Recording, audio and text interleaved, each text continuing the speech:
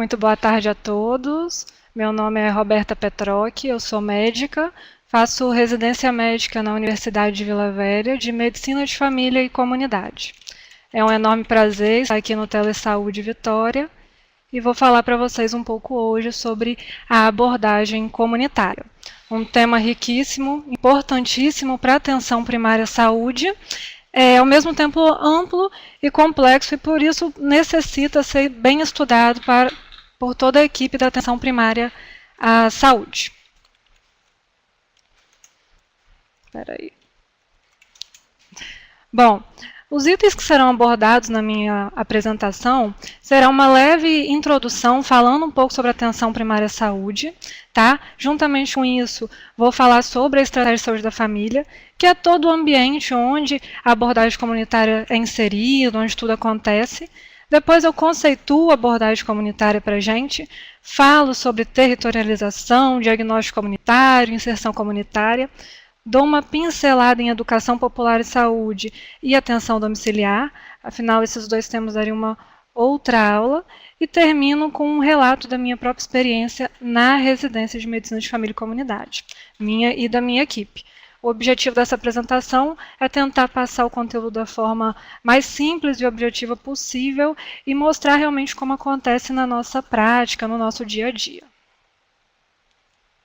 Então, para começar, o que seria a abordagem primária à saúde, também chamada de APS, é nada mais do que a porta de entrada, o primeiro contato de um indivíduo com um sistema de saúde. A atenção primária à saúde foi impulsionada aí a nível mundial por Barbara Starfield, uma pediatra que muito estudou e fez por esse nível de atenção. Tá? E aí ela colocou no papel alguns atributos importantes para a atenção primária à saúde. São eles alguns atributos essenciais e depois vieram os atributos derivados. Temos como atributos essenciais o acesso, o primeiro contato, ou seja, nós somos a porta de entrada do sistema de saúde. Através desse nosso acolhimento, desse nosso primeiro contato, é feito depois todo um fluxograma de um sistema de saúde. Tá?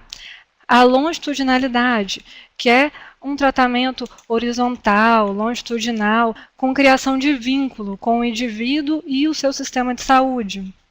A coordenação do cuidado, que é você coordenar aquele indivíduo, dar assistência para ele, até mesmo quando ele foi encaminhado para um especialista focal ou quando está no nível hospitalar. Você continua ajudando, dando assistência, orientando ele a nível de saúde. E a integralidade, que é você ver e tratar o paciente como um todo. Pensando e revisando aqui os atributos derivados, nós temos a orientação familiar, que é essa visão ampla para o ambiente familiar. Muitas vezes é onde está realmente a causa de uma demanda oculta de um paciente, então a atenção primária tem essa visão mais ampla. A orientação comunitária, que a gente vai abordar mais à frente, e a competência cultural, que é você entender, compreender, se interessar e saber lidar aí pelas diversidades culturais de cada população. Tão importante quanto os atributos da atenção primária à saúde são também os conceitos que fazem a definição do médico de família e comunidade. Então, é um médico que tem várias habilidades, a medicina de família e comunidade está inteiramente inserida aí nesse ambiente de atenção primária à saúde. E aí, esse médico de família e comunidade, ele precisa saber de gestão e cuidados primários, fazer uma abordagem holística, centrada na pessoa, ao mesmo tempo ter uma visão abrangente, tá? Ser competente para ser resolutivo e fazer orientação comunitária. Então, você vê que a orientação comunitária está presente na atenção primária à saúde, está presente na medicina de família e comunidade, tem tudo a ver, então, com todo esse meio que a gente vive aí na atenção primária. Não só para o médico, mas para toda a equipe, nós precisamos ter essa habilidade. Bom, em 2006, o Ministério da Saúde, juntamente com os estados, os municípios, criou o Pacto pela Vida. O que foi isso? Foi pactuado que a atenção primária à saúde, a atenção básica no Brasil, a nível de SUS, será organizada através da estratégia de saúde da família. Então, a partir daquele momento, a atenção primária passou a ser organizada com a estratégia de saúde da família, e isso foi consolidada, a estratégia de saúde da família foi consolidada no Brasil a nível SUS. E o que seria essa estratégia de saúde da família? Seria uma estratégia com uma equipe multidisciplinar, né, onde vai ter uma responsabilidade por um número de famílias já pré-estabelecidos, que está já num território pré-estabelecido, entendeu? E aí, essa equipe multidisciplinar normalmente tem que ter um médico, um enfermeiro, um técnico de enfermagem e os agentes comunitários da saúde. Essa equipe, ela pode ainda ser expandida com um dentista e com um auxiliar de dentista. É interessantíssimo que essa equipe seja composta pelo médico de família e comunidade, especialista, né, e também pelo enfermeiro que tenha especialização em família e comunidade, né? Então, a partir desse momento, começou toda essa mudança da atenção primária à saúde de organização, e isso vai mudar todo o fluxograma de saúde do Brasil a nível SUS. E aí, para a gente entender um pouco sobre a abordagem comunitária, precisamos entender também o que seria uma comunidade. Tem vários tipos de definição de comunidade, né? A gente, colocando de forma objetiva aqui, eu coloco que é um conjunto de pessoas que vivem no mesmo local e que se organizam normalmente dentro de um conjunto de regras, tá? Mas a comunidade, ela pode ser também delimitada por outras coisas, não só uma limitação geográfica, mas também uma limitação religiosa, cultural, ou até mesmo por interesses coletivos. Aqui eu coloquei alguns exemplos de comunidade para a gente. Então temos uma comunidade indígena, uma comunidade de favela, uma comunidade religiosa e, por que não, uma comunidade ecológica, né? Eu acho interessante a gente lembrar aqui do nosso estado, que tem forte a comunidade indígena, a comunidade pomerana também, que pouco se tem no Brasil, né? Temos aqui no estado do Espírito Santo. E aí a comunidade, ela pode ter fatores protetores e fatores deletérios à saúde. O que seria isso? Fatores protetores. Uma comunidade que tem um saneamento básico adequado, né, que tem uma rede de esgoto, tudo direitinho, isso vai prevenir certas doenças, né, verminosas e desse tipo.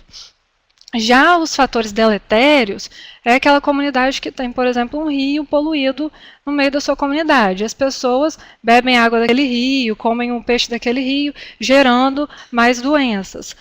Um outro exemplo, uma comunidade que tem aí um forte tráfico de drogas, os jovens daquela comunidade vai ter mais acesso, vai estar mais perto do uso de drogas ilícitas. Então, o meio, ele realmente vai influenciar aí na saúde, pode proteger ou prejudicar.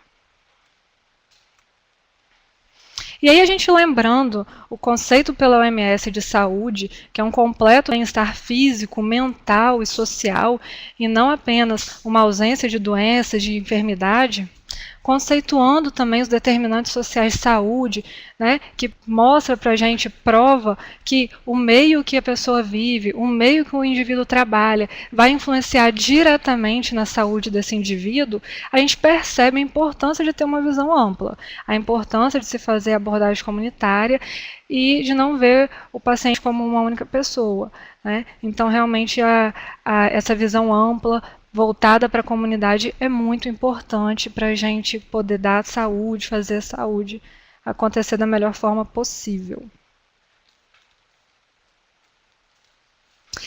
E aí, o que seria então a abordagem comunitária em si?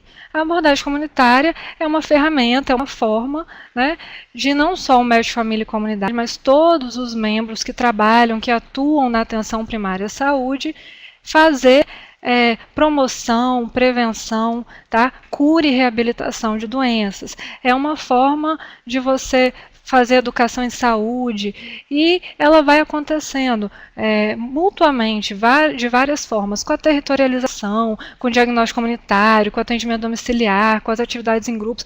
Todas essas ferramentas, elas vão ocorrendo simultaneamente. E assim a gente vai conseguindo promover saúde, fazer aí prevenção, cura e reabilitação de doença e dar uma assistência melhor a toda a população. É importante, então, que todos os membros da equipe da APS têm interesse, pelo menos, em adquirir certas competências. Então, tem interesse em conhecer melhor a necessidade daquela população, os recursos, como que funciona. É interessante que tenha uma boa habilidade de comunicação, que goste de treine, né, aprenda a passar aí um conteúdo e que goste de passar, ensinar e tudo a população e que tenha uma boa atitude, uma boa relação equipe-comunidade. Tá? Isso precisa ser desenvolvido para todos da equipe. Então, pensando um pouco sobre territorialização, que é uma das formas, né, que a gente faz aí a abordagem comunitária, é interessante primeiro a gente revisar o que é um território para facilitar para a gente entender melhor a territorialização. O território é um espaço geográfico onde se dá a vida de uma comunidade. O território ele é um processo vivo, dinâmico. Por que eu falo isso? Porque ele vai mudando de acordo com as mudanças da sua comunidade. Então planta, daqui a pouco desmata, constrói, toda essa mudança ela vai acontecendo no território de acordo com as variações, com as evoluções de uma comunidade específica.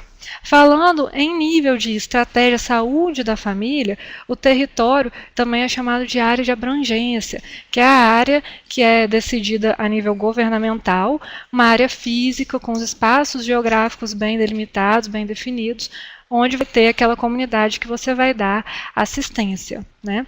Essa área, normalmente, ela é dividida em micro-áreas ainda, onde tem pelo menos um agente comunitário de saúde que fica responsável, que cuida ali daquela micro-área. Normalmente, essa área de abrangência ela vai ter uma população aí de 2.000 a 4.000 pessoas, que é a população que a equipe vai dar assistência. Então, o que seria a territorialização? Vai ser você identificar mesmo como que é o seu território. É você conhecer o seu território, você saber onde está, você tem interesse em saber como que as coisas funcionam lá. A territorialização ela só vai acontecer a partir do momento que você tem interesse mesmo em saber como que funciona aquela comunidade, em conhecer o território, em ver, tudo começa você vendo o mapa do seu território, conhecendo quais são os limites geográficos que nele tem, o que isso pode influenciar no acesso, na acessibilidade. A partir de aí, você começar a entrar naquele território, visitá-lo, ver como é que funciona, como que são as pessoas que ali estão. Então, isso é territorialização, é você saber onde está. Eu gosto muito de ressaltar nesse slide a descrição da clientela, que nada mais é do que a vinculação das famílias ao serviço de saúde. Normalmente é feito pelos agentes comunitários de saúde também, e é importantíssimo para você ter a verdadeira noção da dimensão da sua comunidade e saber melhor como que funciona o seu território. Tá? Juntamente com a territorialização, a partir do momento que você está indo lá várias vezes e tudo mais, a inserção comunitária já está acontecendo e dali você pode fazer um diagnóstico comunitário que vai te ajudar aí nas ações de saúde no futuro. Então, o que seria um diagnóstico situacional? O diagnóstico ele vai ter um objetivo de identificar as necessidades de saúde daquela região, como que está o acesso, a acessibilidade, quais são os recursos sociais que tem naquela população, naquela região. O diagnóstico situacional ele é feito através de vários materiais, de várias pesquisas. São os famosos dados primários e dados secundários. O que é isso? Dado primário vão ser os dados que você pega através da unidade de saúde, através do contato direto com aquela comunidade, com aquela população. Já os dados secundários você consegue normalmente com a prefeitura, no site do IBGE, né, vão ter dados demográficos, epidemiológicos e tudo mais. Então, com todos esses dados, a gente consegue ir formando um diagnóstico situacional, um diagnóstico comunitário. A gente consegue entender como que vive aquela população, quais são as necessidades dela e o que que pode nos ajudar a ajudá-los. Eu gosto de falar de estimativa rápida participativa quando a gente fala de diagnóstico situacional.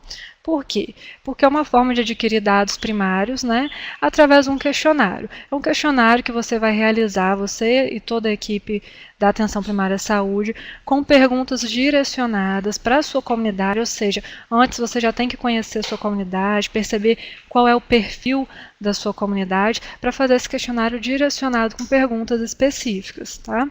E aí você vai informar, aplicar ele para informantes chaves. Quem são esses informantes chaves? Informantes que conhecem bem aquela comunidade, pessoas que já moram lá há muito tempo, líder comunitário, pessoas que se comunicam muito lá, que são muito sociais, os próprios agentes comunitários de saúde, às vezes podem ser entrevistados também. Então você realiza esse questionário a um grupo seleto daquela população e te ajuda a ter uma noção melhor daquela comunidade. O interessante desse diagnóstico situacional, da estimativa rápida participativa para o diagnóstico situacional, é porque além dele ser rápido, simples, uma coisa de baixo custo, ele ainda vai coletar informações específicas daquela população e vai realizar um empoderamento social. É muito importante a gente estar todo o tempo estimulando. Nós somos um instrumento daquela comunidade, então a gente tem que estar estimulando eles a empoderar mesmo, a lutar pelo que eles precisam, a ter consciência do que eles têm, do que eles precisam, e isso, a estimativa rápida participativa, ela é muito eficiente, ela ajuda muito.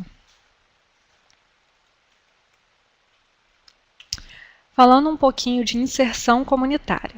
Bom, como eu disse antes, a inserção comunitária ela vai acontecer concomitantemente com a territorialização. A partir do momento que você começa a ir lá, frequentar para conhecer o seu território, você já está sendo conhecido pelaquela população. Você já vai estar aprendendo o modo de viver daquela comunidade, tá? Então, a inserção comunitária é isso, você aprender o modo de viver daquela comunidade, você conhecer a sua realidade, os seus recursos, você ser conhecido pelaquela comunidade, tá? Literalmente, você está inserido naquele meio, naquelas pessoas. Eu coloquei aqui, né, eu coloquei duas fotos aqui uma das nossas preceptoras da residência médica, praticando bastante a inserção comunitária num meio bem diferente do nosso, lá no sertão nordestino, e já realmente se inteirando de todo o perfil de uma comunidade do sertão nordestino. Então, falando um pouco sobre educação popular e saúde. Toda vez que eu falo em educação, eu gosto de citar Paulo Freire, que ele defende aquela educação horizontalizada, né? Sem ser, com uma troca de conhecimento, com uma troca de habilidades, sem ser aquela educação vertical, onde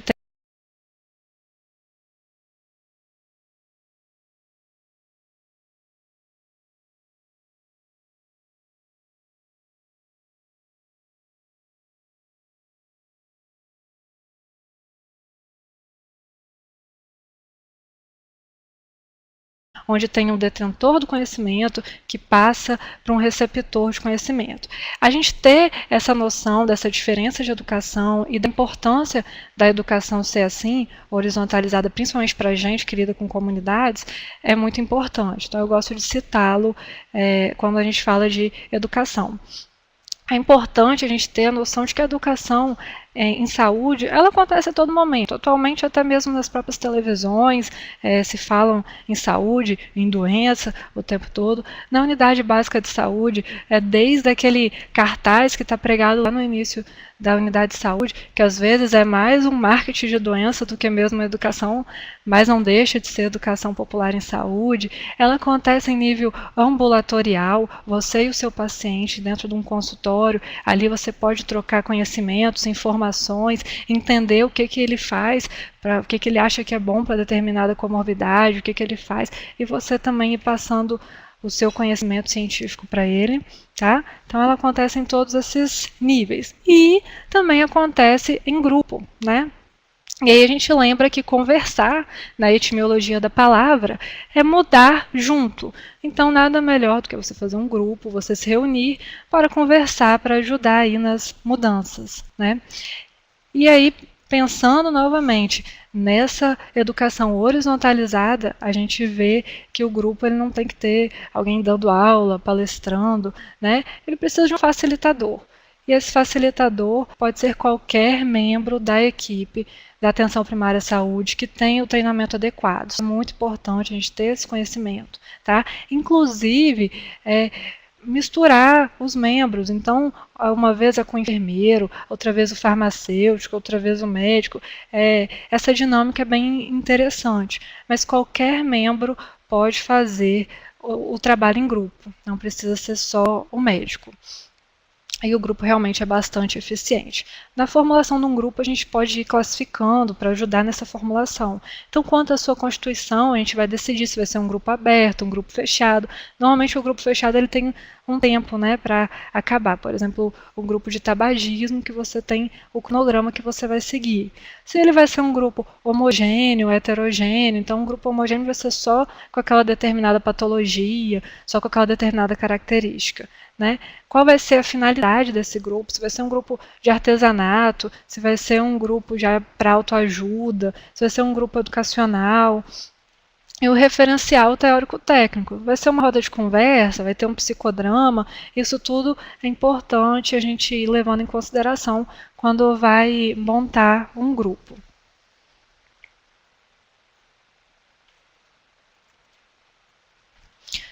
Abordando também sobre atenção domiciliar, é importante lembrar que no domicílio é um ambiente em que se constrói laços afetivos, né? Então ele tem grande influência na promoção, na proteção e na recuperação de saúde do indivíduo.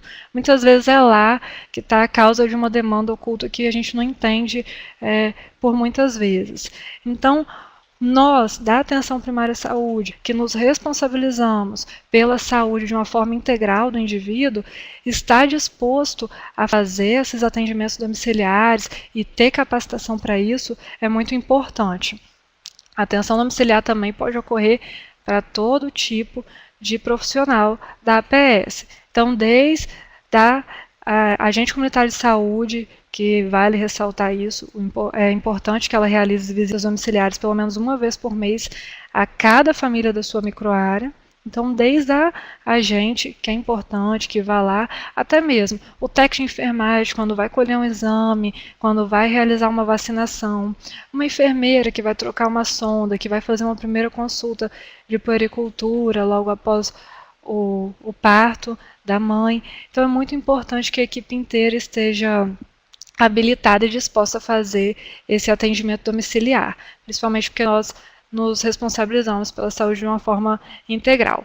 E aí vale lembrar também que tem vários fatores que podem impedir o paciente de chegar até você na unidade de saúde. Muitas vezes, quando a gente pensa em atenção domiciliar, a gente já pensa diretamente em paciente idoso, acamado, e não é assim. Nós temos que pensar em risco, em vulnerabilidade, em acessibilidade, porque isso tudo pode influenciar na chegada desse paciente até você na unidade básica de saúde. E aí, então, se a gente não tem que pensar em vulnerabilidade, em risco, então, em quem vamos visitar, né? Como que a gente vai fazer isso? Eu trouxe aqui, por isso, essa escala de Savas Coelho, que ele pegou dados da ficha do CIAB e foi classificando os riscos através de vários dados importantes, tá? E aí, com esse risco, a gente consegue classificar se é muito prioritário esse atendimento domiciliar, classificar quem vai ser atendido primeiro, entendeu? E é bem importante a gente saber quais são esses dados e entender que eles têm pesos diferentes, né? Então, um paciente acamado, obviamente, vai ter um peso maior, assim como um paciente que tem uma deficiência física e mental, baixas condições de saneamento, desnutrição grave, drogadição dentro de casa, desemprego, analfabetismo, ter menos que 6 meses, maior que 70 anos, o fato de ter hipertensos dentro de casa que não estão fazendo tratamento, assim como diabéticos, e o índice de relação morador cômodo, mais de um morador por cômodo, isso também tem um peso maior. Então, esses dados aqui, eles precisam ser avaliados, e aí vão dando pesos diferentes para cada dado desse, e no final soma-se a nota para saber se tem um baixo risco, um médio ou um alto risco. E através disso a gente vai saber a necessidade de visitar, a frequência e a prioridade. Essa tabela, eu trouxe ela mais resumida, mas ela é muito simples de se fazer, é algo que é bem importante que o agente comunitário de saúde faça. É importante, o ideal mesmo seria que ele fizesse em todas as suas famílias, aplicasse essa tabela de Savassi Coelho, para a gente ter essa noção melhor.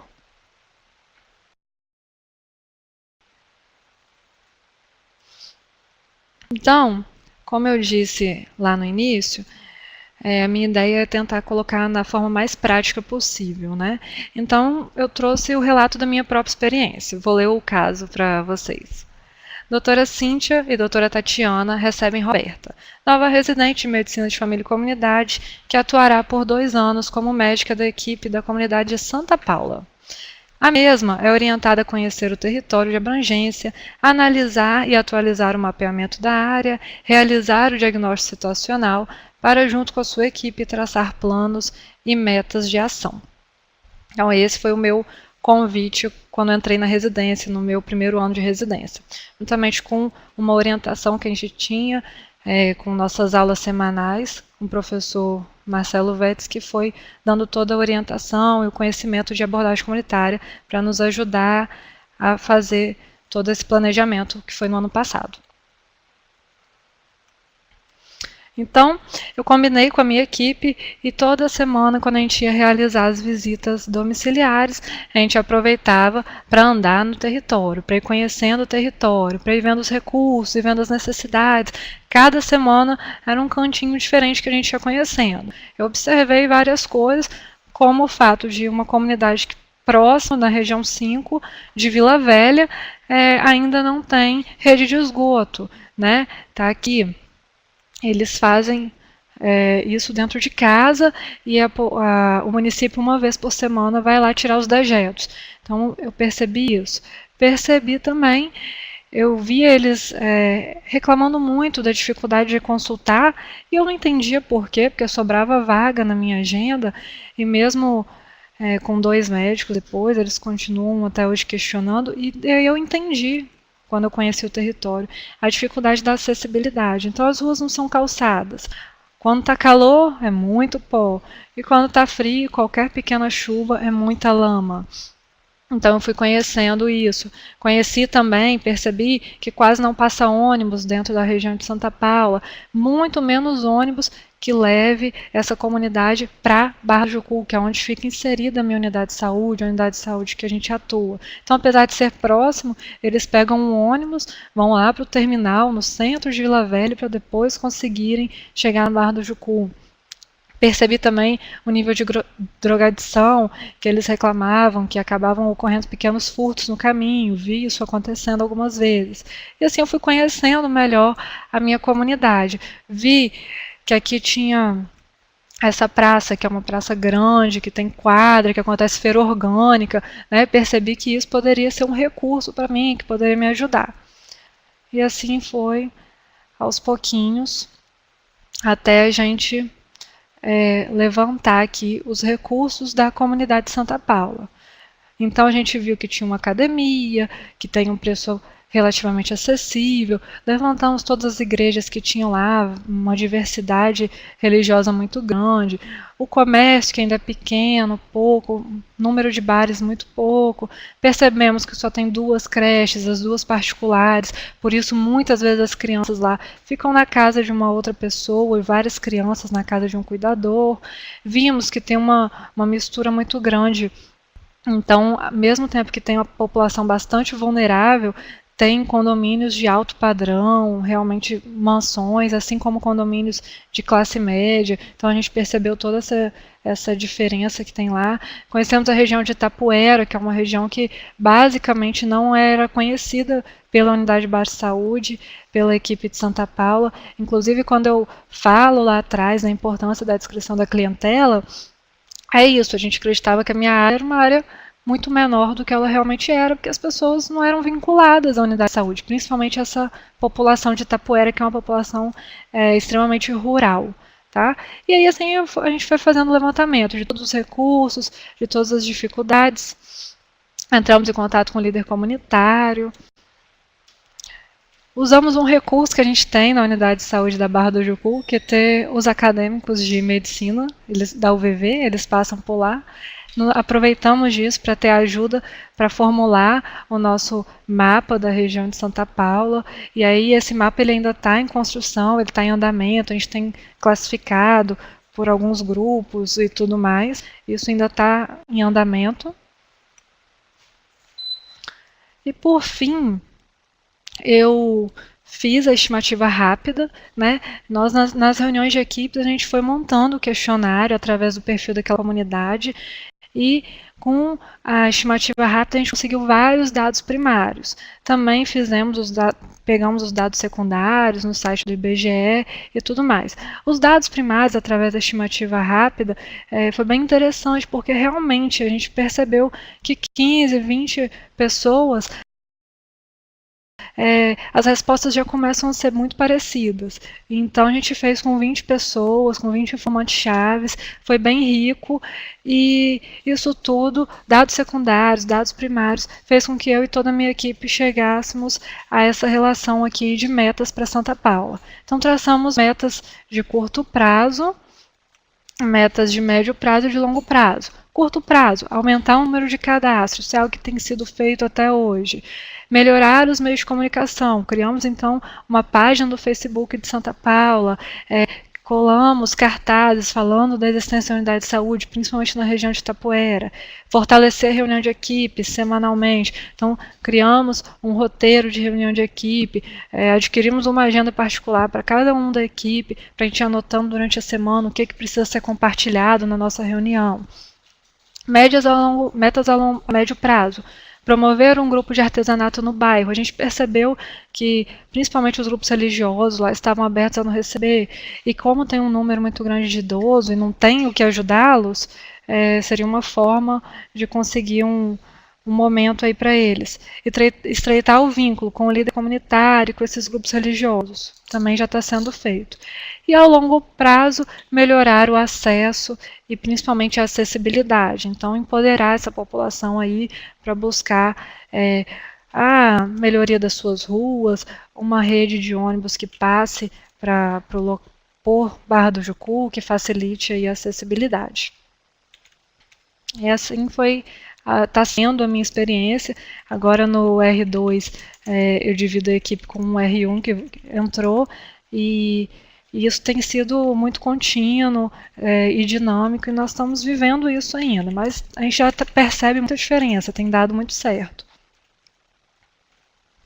Bom, eu quero agradecer especialmente a equipe aqui do Telesaúde pelo convite, foi muito bom estar aqui.